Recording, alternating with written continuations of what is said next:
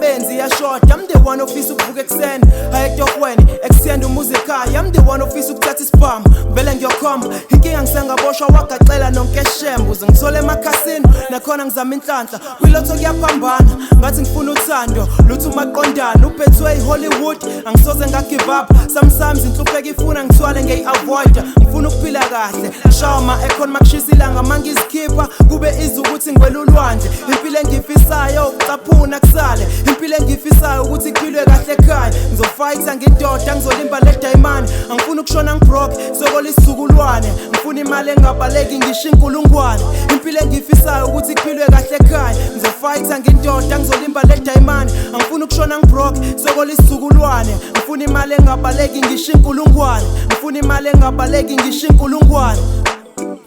Impilo inzima iyafana nothando kunzima ukuthi uthole ugoduza ukhathana. Impilo inzima iyafana nothando kubiza ukuthi usebenze ujuluke emayeni.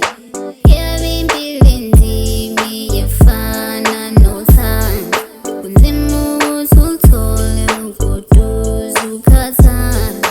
Impilo inzima iyafana nothando kunzima ukuthi uthole ugoduza ukhathana.